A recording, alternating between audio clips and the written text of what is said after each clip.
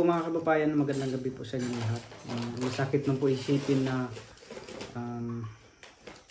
magsasabi tayo ng magandang gabi dahil po sa mga pangyayari po mga kababayan sa aming buhay. May mga pagsubok na dumating sa ating buhay. Hindi talaga natin maiiwasan po mga kababayan. So may pag-uusapan lang po muna tayo ngayon mga kababayan. At sorry nga po pala dahil ngayon lamang po tayo nakapag-upload. Dahil na rin po mga kababayan, dahil sunod-sunod po yung mga pangyayari po sa aming buhay mga kababayan, mga pagsubok na binigay sa bawat isa po sa amin dito mga kababayan, sa aming pamilya po. So kung nakikita niyo po ang nakalagay dyan na thumbnails mga kababayan, so pag-uusapan po natin yan mamaya. Kung bakit nga ba po pala mga kababayan hindi ko muna naibigay doon sa doon po sa ating simbahan at hindi pa po ako nakapag-update sa church mga kababayan, dahil nga po sa mga pangyayari, dahil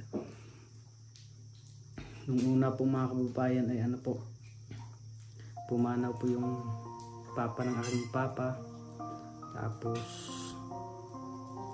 ngayon sumunod naman po ang kapatid ng aking papa na babae po.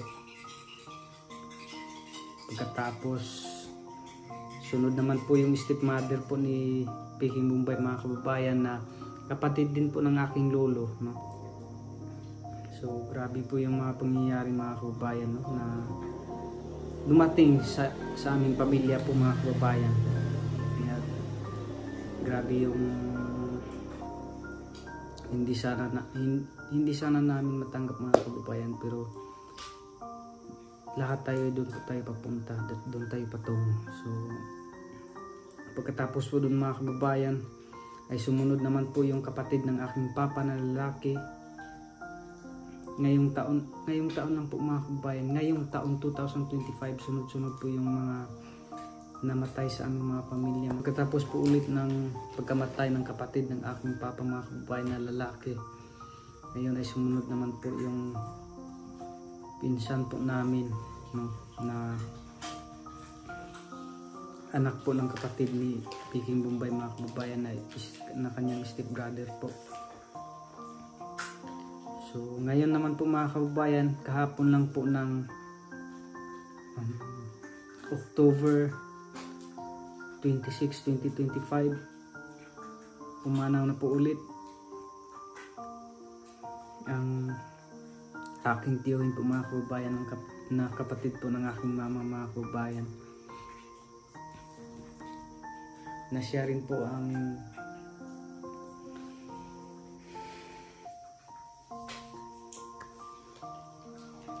mga kababayan ang kasama po namin dito sa paggawa ng bahay.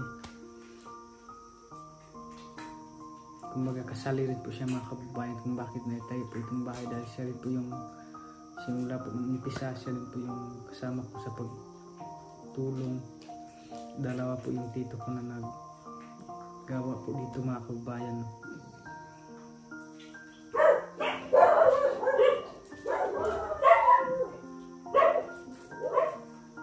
Tapos po mga kababayan, nung sa pagpintura dito, tumulong din po siya sa akin mga kababayan. Kahit galing po siya doon sa kanyang sakahan mga kababayan, pag uwi niya, sabi niya na tutulong ako dahil wala akong magawa doon sa bahay. Kaya ayun, dito siya mga kababayan, tumutulong siya.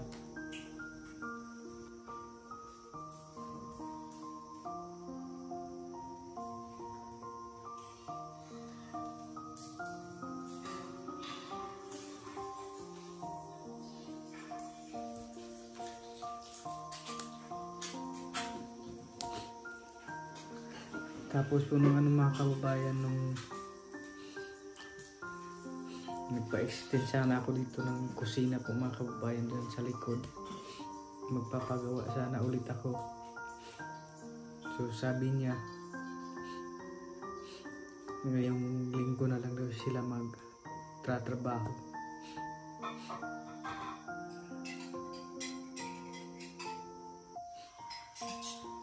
masigla pa siya mga kababayan nung panahon na yun. Pumunta muna siya doon sa aming sitio nung una po dahil fiesta po doon sa amin mga kababayan, doon sa lugar po namin nung una.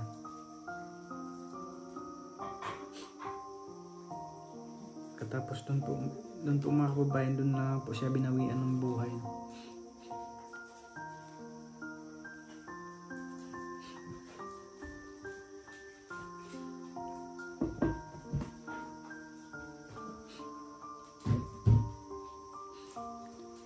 Nagpaalam pa siya sa amin dito na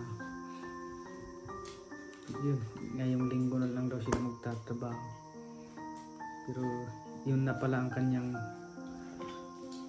last dito sa mundo. So ang nakakalungkot po dun mga kababayan ay meron po siyang 2 anak na maliliit pa po, 5 years old, tapos mag 2 years old po yung isa. Tapos yung kanyang asawa, grabe din po ang kanyang pagtatrabaho para lang po mayroong may pakain doon sa kanyang mga anak. Kaya nga po siya yung kinukuha ko po dito mga kababayan sa pagtatrabaho dito sa bahay, para kahit paano rin po mga kababayan makatulong din po ako sa kanila. Hindi ko na po mga kababayan, hindi ko na po binibilang kung sa iba mayroong arawan, no? Magkano yung presyo. Sa akin po mga kababayan, hindi ko na po, kasi yun nga po ang iniisip ko po, yun po ang iniisip ko mga kababayan, na makatulong din siya sa akin, tapos makatulong din po ako sa kanila. So yun yung iniisip ko po mga kababayan, na dahil yung pera mahanap lang, makikita, pero yung relasyon nyo sa bawat pamilya, yun po yung iniisip ko mga kababayan.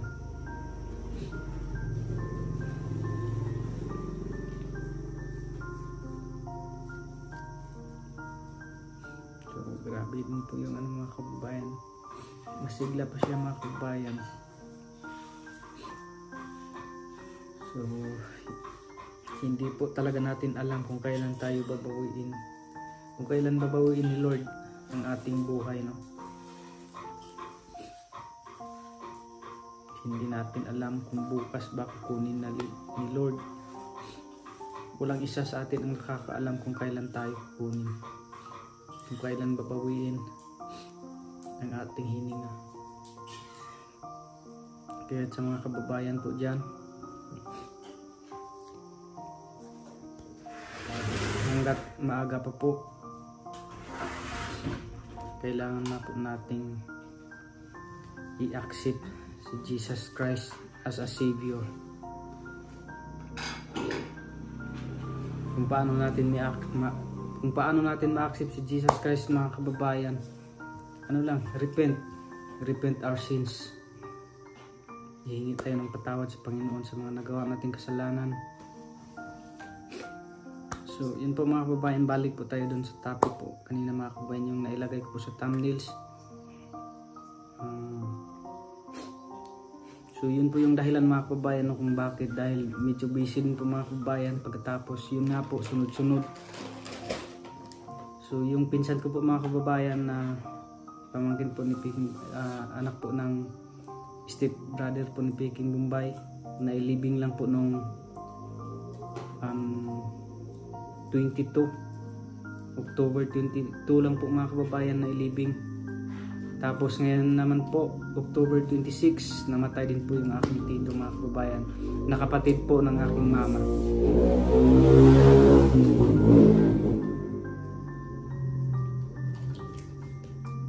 Hindi pa po kami nakapag move on po doon sa pinsan namin. Tapos ngayon naman po dumagdag naman po.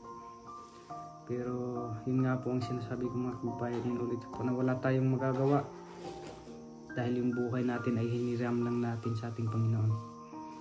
So yung pira nga po pala mga kababayan, so meron nga po pala ulit nagpapadala doon. So nung una ko lamang po ito nakuha mga kababayan, pero yun nga po hindi ko pa naibigay po doon sa ating treasurer po doon sa simbahan. At meron din po 12,000 po yung pinapadala niya, tapos meron po ulit nagpapadala ng 4,000. So maraming salamat nga po pala mga kababayan kay Ate Ruth, no, from Sweden po. Maraming salamat po. So pangalawang pagpapadala niya po ng mga kababayan para po doon sa ating simbahan, no? So nagpapadala po siya ng 12,000 po mga kababayan. So maraming salamat po ulit sa iyo, ate. So ang Panginoon na po ang bahalang gaganti pala sa inyong kabutihan, and more blessings to come para mas marami pa po kayong matulungan, no? And kay Ate Ruby rin po mga kababayan, no, maraming salamat po dahil nagpapadala po siya ng 4,000 po mga kababayan, no. So inulit ko po, no, hindi ko pa naibigay yung pera po mga kababayan doon sa ating doon po sa secretary po, dahil yun nga po yung mga pangyayari po sa aming buhay mga kababayan, no? Mga pagsubok na dumating. Pero kahit ganun pa man po mga kababayan, kailangan nating kumapit, no, dahil sa kung kukuha lang tayo ng inspirasyon po kay Job, no, kung nakabasa na po kayo doon sa history po ni Job, no, mas malala pa yung karanasan po ni Job sa mga karanasan natin ngayon mga kababayan, no? Para para may inspirasyon, basahin niyo po doon kay Job po mga kababayan, yung history po ni Job. So ipapakita ko lamang po sa inyo yung pera mga kababayan para kahit paano po mga kababayan ay transparent din po, no, dahil yung pinapadala niyo po na pera ay nandito lang po. Takot po ako nagagamit doon mga kababayan kasi yun po ay para sa ating simbahan at pinadala din po ng sponsor, at alam ko rin po na pinaghirapan po nila dugot pawis yung kanilang trabaho doon po sa abroad. At maraming salamat po ulit sa mga nag-sponsors po doon sa ating simbahan. Maraming salamat po talaga. Ang Panginoon na po ang bahalang magbibigay po sa inyo ng maraming blessings, no. So ito po mga kababayan, at bibilangin ko lamang po. So 12,000 plus 4,000 is 16,000 po. So ito po yung pinadala nila Ate Ruth mga kababayan from Sweden, at kay Ate Ruby po. So 4,000 bali 16,000 po mga kababayan. Ipapakita ko lamang po sa inyo mga kababayan dahil para transparent din po mga kababayan, no? Dahil hindi po natin alam, no, yung mayroon po mga bashers, no? Kahit pa paano din po mga kababayan, no? Makikita rin po ninyo na nandito lang yung pira mga kababayan. Nagawa ko po ito dahil medyo matagal ko na rin po itong na-receive mga kababayan, pero yun nga po hindi ko pa po naibigay doon. So para makita rin niyo rin po mga kababayan, nandito lang. 1, 2, 3, 4, 5, 6, 7, 8, 9, 10, 11, 12, 13, 14, 15, 16. So ito po mga kababayan. So siguro po mga kababayan, kung pupunta po sila bukas dito, yung mga kasamahan po namin sa simbahan, kung pupunta po sila pastor at yung secretary, treasurer pala, sorry. So kung pupunta po sila dito mga kababayan, so para maibigay ko na rin po at para i-relihans na rin po natin mga kababayan, at para marami pa pong blessings na darating po sa nagbigay nito. So inuulit ko po, maraming salamat po sa inyo mga kababayan, no, sa walang sawang suporta, at sa mga sponsors po sa ating simbahan. Thank you po. Hindi po ako magsasawang magpapasalamat sa inyo. At siyempre unang-una kay God, no, dahil siya po talaga ang may plano sa lahat ng mga pangyayari sa ating buhay. At kina Sir Paul, no? Dahil siya yung ginamit ng Panginoon na tulay o daan para matulungan po kaming mga katutubo dito sa kabundukan. At kay Peking Bombay, no? Dahil siya rin po yung nagsilbi na ano po mga kababayan. Kumbaga dahil po sa kanya ay nandito na rin po ako mga kababayan, nakikita niyo. So maraming salamat po. At sa PB Team members, thank you po kina PB Team Peter Paul, PB Team Ralph, PB Team Madam Yola, at kina Toots TV po. Thank you. At kay GR, maraming salamat po sa inyo. So at sa hindi nga po pala nag-skip ng ads, maraming salamat po. So inuulit ko po, maraming salamat po sa inyo mga kababayan. At inulit ko po, no, kung bakit wala pong upload mga kababayan, dahil yun nga po mga kababayan ay sunod po yung mga pangyayari po sa aming buhay mga kababayan, na mga pagsubok, pero dahil kay God at sa guide ng Holy Spirit po, makakayanan po ang lahat ng mga pagsubok, no? So yun lang po sa video na ito mga kababayan. Maraming salamat po ulit. God bless us all. Bye bye.